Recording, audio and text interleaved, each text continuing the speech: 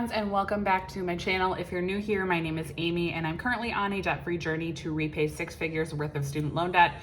Today I am here to share our July budget closeout. This is a video that I do every single month in correlation with our monthly budget videos. This is the video where I sit down and reconcile all of our accounts, every payment we made, and where exactly all of our money went. So if you're interested, keep on watching.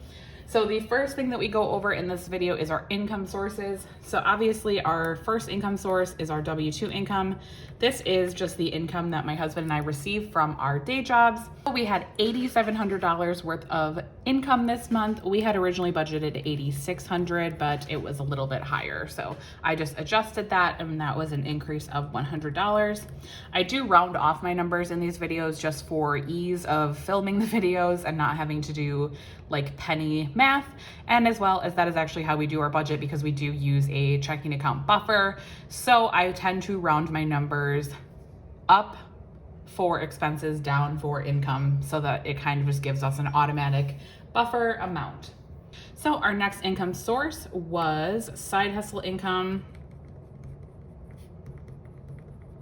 So we never budget anything for side hustle income because this is all extra income, and that was $335 this month, which is really awesome. That's one of our highest side hustle income months this year, so very excited about that. Our goal was $250, so we definitely met that goal for this month.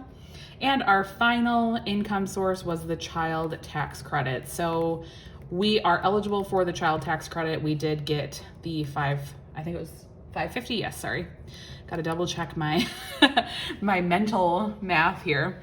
So that was $550. We do have 2 kids. My son is almost 7 and my daughter is just turned 2. So we did get that for our kids, which was awesome and super helpful for our budget this month. So that brings our total income for the month of July to $9,585, which is great.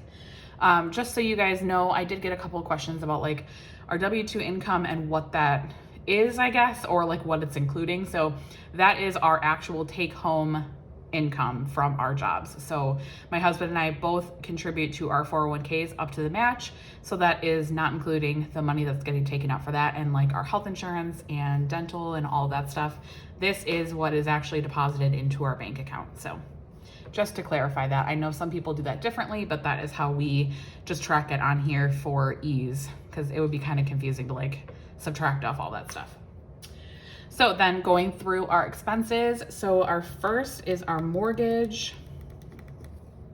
So we budgeted $1,284 and spent $1,284 on our mortgage.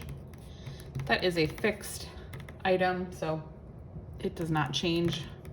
Although it actually has changed in the past because, you know, we escrow. So there are years where we are kind of increasing or decreasing our mortgage at times. Just depending on the year. Next is our cell phones. So this is for both my husband and I's cell phones, and our bill is $140, and that is a 1.5% of our income. I track this percentage of income because I think it's interesting and it provides a really good reflection point for just like, are we spending our money where we want to spend it, and are we happy with what percentage we're spending on all of these different items. So it's kind of just helpful to have a point of reference for where our income's going. And that is, this percentage of income is based on our total income, not our W-2 income, just to be clear on that too. And then we have Netflix, which is $15 a month, which is at 0.2%. Then we have our Peloton. We do have a Peloton bike that I have not been riding as much as I should be or want to, unfortunately.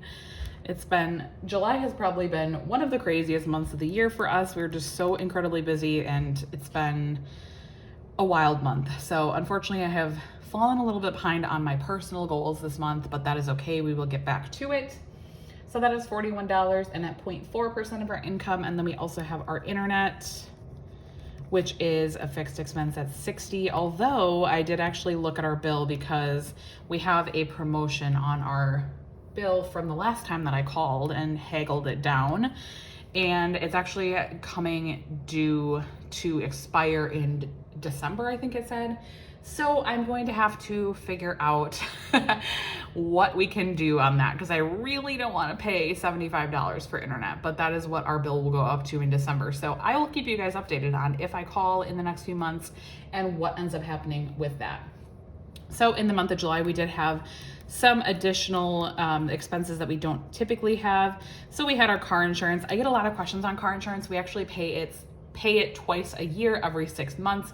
We save money by doing that, and it's honestly just easier, and it's less of a monthly expense for me mentally. I think it's easier for me to not have this every single month, and it does save us a little bit of money. So we did budget $400, and we spent $378, which I feel like is super reasonable for a 6 month insurance bill. So very happy about that. And then my daughter's birthday was in July, so we did have a small family birthday party for her. It was very casual. On her birthday, we did go out to dinner, and this is including everything for her birthday. We did get her like a small gift of a slide, so she really enjoyed that. Oops, I forgot to put this in correctly. We were actually under budget by $22 on the car insurance and under budget by $71 on her birthday, and that was 2.4%. My daughter was turning 2, so I feel like it was definitely a birthday where we were able to save a little bit of money and not spend our entire budget, because, you know, she's 2 and she doesn't really know what's going on anyway. And then we have our electric. Like I said in my July budget video, which I'll link above if you did not watch it yet, July tends to be one of our most expensive months for electric. So we did go over by $4, but I feel like I'm pretty happy with what we had estimated, because that was pretty close, $4. So we were over budget by $4, and that was at 2.1%. And then we also had our spending. So every single month, my husband and I both get $50. We are able to spend that however we want. We get it into our own personal checking accounts that we don't track that money. So whatever we want to spend it on, it's just kind of play money that we get to do whatever we want with. It's really, really helpful to have that money, because I feel like it reduces my temptation to overspend on our actual budget when I have a budget every month that I can kind of spend on whatever I want. Or I can save it, or I can invest it. And sometimes I do invest it in M1. Anytime, I actually did this month in July as well.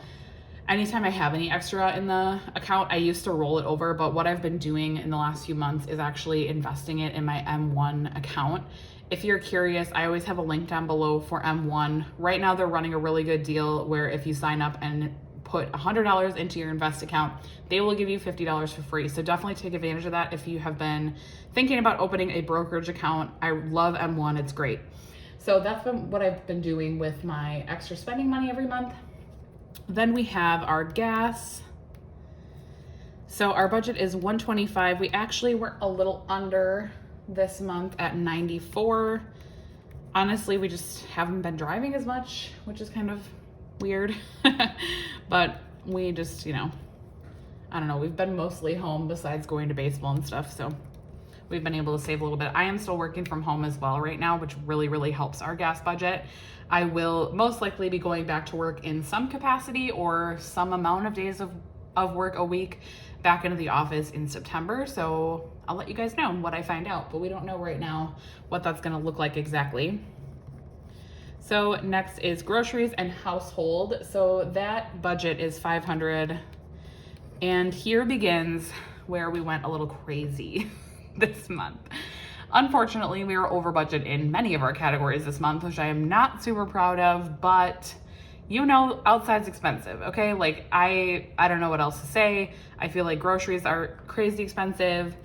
Everything is expensive right now, so I know a lot of you guys can understand, because I have talked to you guys a lot on Instagram about like overspending this month, and a lot of you said that you overspent this month as well, which made me feel a little better. So for groceries, we actually spent $554. Eek! That is pretty over budget by $54, and that was actually at 5.8% of our income. Oh man. not proud of that, but you know, whatever. We're moving on. Moving forward, MISC, our budget is 200. We also overspent on MISC at 256. One of these things was actually a baseball net, which I could probably take out of our house sinking fund, but I'm not going to. I'm just going to cash flow it. So it was over budget, but kind of for like a valid reason, and I know what the reason was, so I'm not too mad about that one. 2.7%. And then we have dining out. Woo, I went over budget in this one too. Ugh, I'm so not happy about this one, you guys. It's so bad. 274. 74 over budget. Oops, let's not even talk about it. We're just gonna breeze right past that. Okay, we don't need to go over why I'm over budget in dining out. Listen, it was a busy month, okay? And we definitely got takeout a couple too many times, but we are gonna rein that back in August. We were lucky in July that we had some extra income that kind of offset a lot of this, and we were still able to pay a lot towards debt. So I'm really not too mad about it. It's okay, but August, our budget is a lot tighter. So we definitely need to kind of rein this in a little bit. So next category is our sinking funds. So I'm just gonna write these out quick.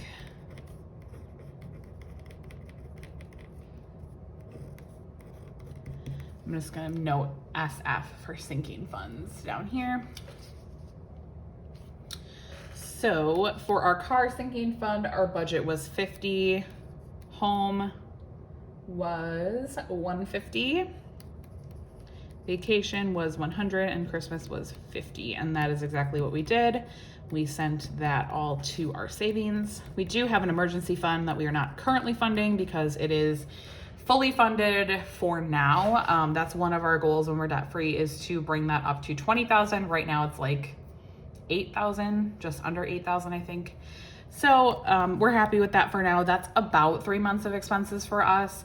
And that's pretty much where we feel comfortable right now. So we're just gonna leave it at that until we're debt free, and then we will increase it. So that is 0.5, 1.6, 1%, and 0.5% of our income. And then the last section that we will talk about is our debt section. So if you watched my July recap, you would know that we sent $5,600 to debt this month, which is, wow, totally crazy. That was 58.42% of our income. So over 50%, which if you've watched these videos in the past, that is always our goal, is to send at least 50% of our income to debt. Right now, that is kind of what we're working with and trying to achieve every single month. I think we have actually hit that every single month in the year of 2021. I'm not sure about 2020. I was not filming these videos back in 2020, but I would imagine we were probably pretty close or at it every single month. So even though we overspent, I am still very, very happy with the amount of debt that we were able to pay this month. So you won't find me complaining too hard, you guys. It's okay. Life goes on. And if you are over budget, it's okay, you guys. Nobody's perfect. My budget is never perfect. I'm either over budget or under budget almost every single month, and it just kind of fluctuates. It's okay. As long as you are doing a reconciliation and you're able to move around your budget to not go, negative or anything, you're good. You're good. So our total income again was $95.85. All of these expenses totaled $95.79, which leaves us with a positive $6 in our account. And again, that will just roll into our buffer. I've been trying to be a little bit more accurate throughout the month on my budget. If you've watched these, in the beginning of the year, I was rolling over like $50, $60, $70, or going over by $50, $60, $70. I would really like to keep my buffer like as a buffer and not actually use it or add to it too much. So I'm happy with a $6 difference. That feels pretty good. And it's close enough for me, and that money will just roll into the next month in case we need to use it. So that is all I have for you guys today. Let me know, do you close out your budget every single month? Let me know, and I will talk to you in my next video. Bye guys.